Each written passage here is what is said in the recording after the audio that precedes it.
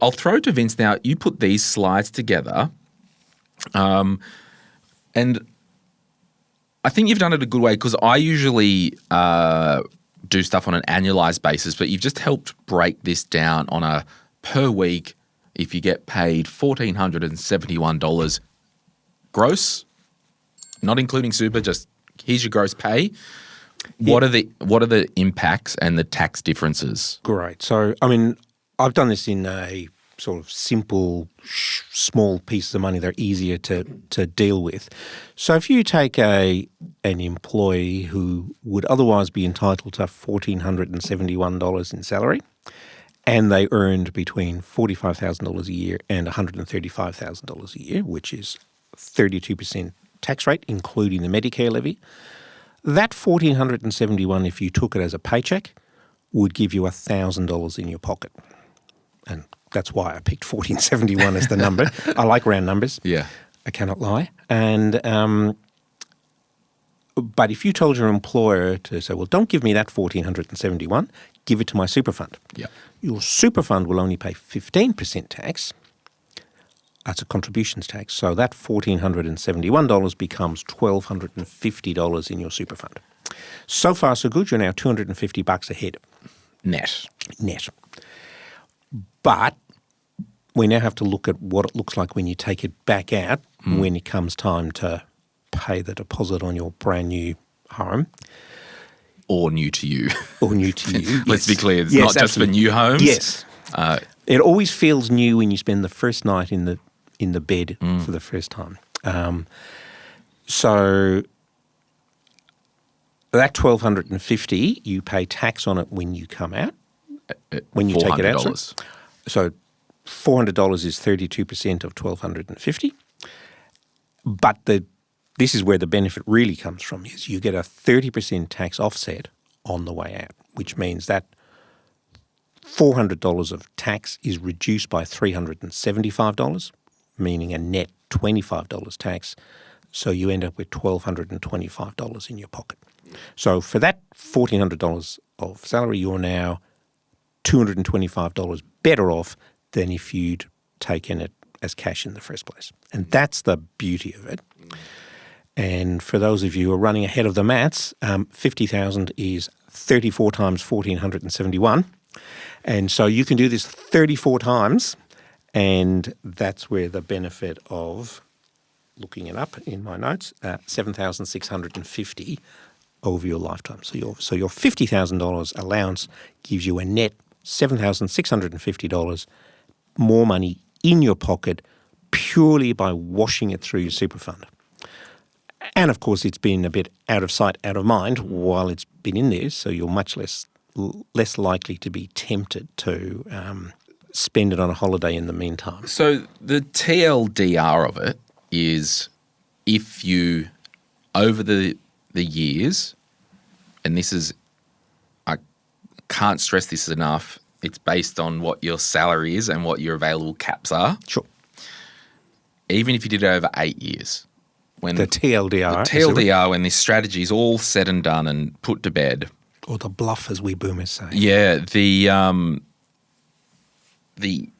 benefit, if you are under the thresholds, even if it took you 8 years, all that stuff, there's $7,650 of free money.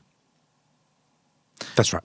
Just from the tax saving. Yeah, which is a 22.5% return on your money, risk-free. Now, what about when they talk about the deemed investment rate? Is that just incidental? Like, because it's not an investment strategy, this. No, this is just a tax strategy. So you also, not only do you get to take out your $50,000, you also get to take out the deemed earnings on it. And the rate the government applies is based on what's called the GICS, the General Interest Savings. Something charge. Yeah, because at the moment it's 4 to 5%-ish? Yeah, it did get to 8 at one point. Oh, it might even be around 7. It got to 7 or 8 at one point, but it was 3 for a long time. Yeah. And so that just gives you more money to take out. And it's, again, But that money, in theory, it could be, well, it's investment return. Yeah, is so what I'm saying. it could be more or less than what your super fund Yes. actually delivered. Yeah. And that's what I want to get across. This is just a tax flushing strategy. That's right. And the investment return that's deemed each year is to prevent you wanting to buy a house next Thursday and the market has shat itself. That's right. And so the impact of the difference between the deemed rate and the actual rate is worn by 60-year-old Glen, Yes. not 30-year-old home-buying Glen. Right. And so there's a reasonable incentive to keep it invested in a reasonably growthy fund because markets on average go up more than they go down. Yep. And so on average you'll be better off and you've got 30 years to catch up. Yep. So take the money and run. Now, this next slide here, you've put this together and it will be needed to see if you want the details, but we can do the wash up. And what you've done here, Vince, you've done 4 income brackets and the impact of this strategy. So as a general rule, the higher your tax rate, the bigger the benefit. Yeah. So we've looked at your average person earning between $45,000 and $135,000, which is a pretty typical first home buyer. If you step up to the next tax level at 39% tax, including the Medicare levy, your $7,650 benefit becomes $8,175, so another $500. And that's really because your marginal tax rate is more different to the 15% super tax. Yep. And then if you step up to earn more than $190,000 and you're a 47% taxpayer, the benefit increases by more or less the same to $8,775. But this is also the dance, Vince. If you are earning $200K, it's going to take you longer to use the first home super saver scheme because your contribution caps are going to slow you down. So if you're earning $200,000, your employer contributions are going to be $24,000 this year. You're not putting the 15 so in you've this only year. got 6. Yeah. Unless you got carry forward from previous years, That's and right. you can bring forward 5 years worth. Where it starts to But just on that, Yep. and this is why it's really important to maybe reach out to Life Sherpa. You've got lots of resources on this. lots of stuff on our website on this one. The trick there is, and because there's always moving plates with legislation and rules. So you might say, I've got carry forward available in the cap, but remember, using this scheme, you can only put $15K a year in accounted to that scheme. So you could have $50,000 of available carry forward from your years at university and you've landed your first grad job that's amazing. You can't just rock and go, I'm going to put $20,000. Sure, you'll get the tax savings, but if you need to pull this money out, the portion that's right. above the 15. So there's quite a few moving parts in this. But the one I was just going to move on to the one point where it may not be hugely beneficial, and that is if you are earning over $250,000.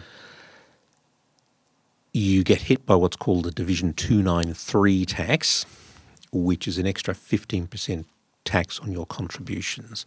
And that reduces the benefit to $2,550. Yeah. And as Glen just pointed out, you're also less likely to have spare concessional contribution limits to be able to make additional contributions. So if you're earning over $250,000, good on you, but this might not be the right answer for you. Or if you're earning less than $45,000, you don't want to be the entertain answer this. for you.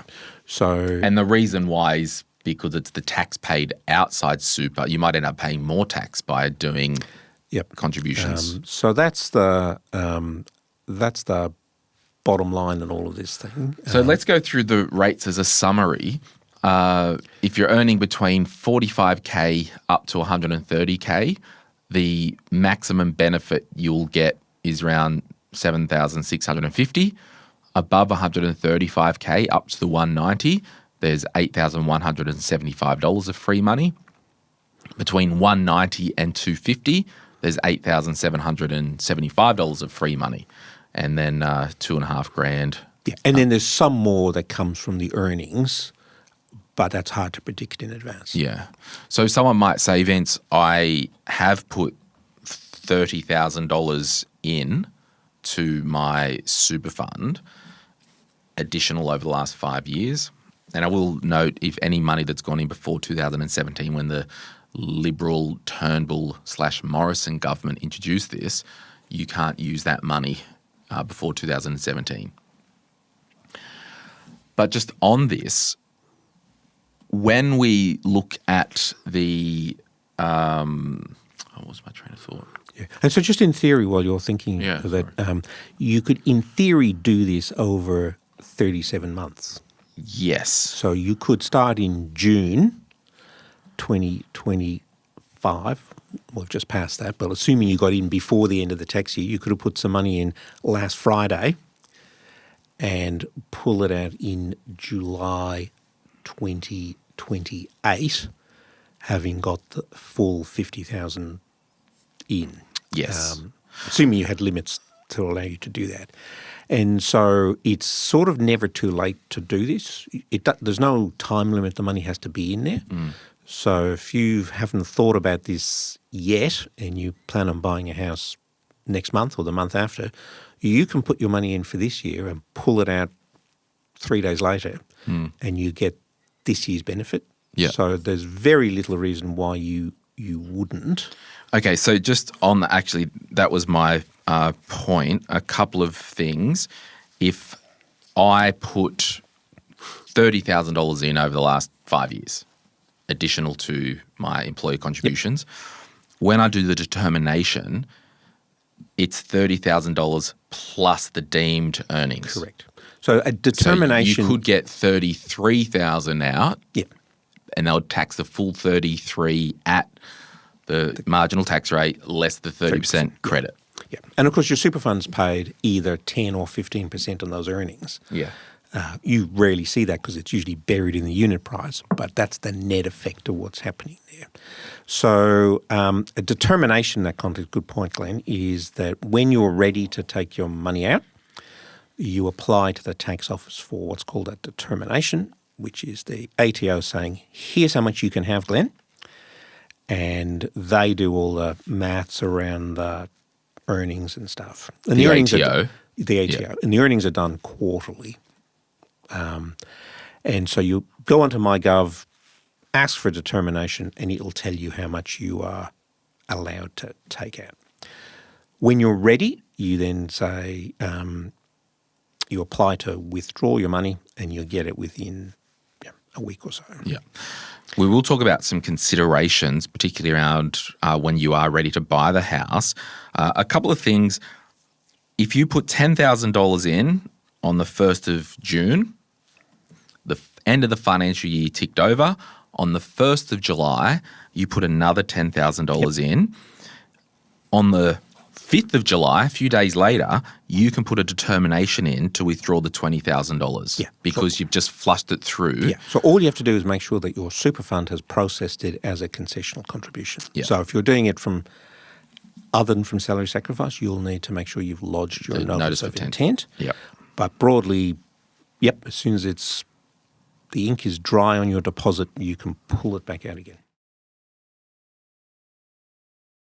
Hey, it's Glen here. Thank you so much for watching today's video. You made it to the end. Can I ask a favor? Can you hit that like button and maybe hit subscribe if you want to get notified when we release further videos just like this one, whether you watch the Money, Money, Money podcast or Retire Right. And remember, if you want to learn more about investing, I've got an investing book, The Quick Start Guide to Investing, and there's a link in the description to get your hands on a copy. Thank you so much. Bye.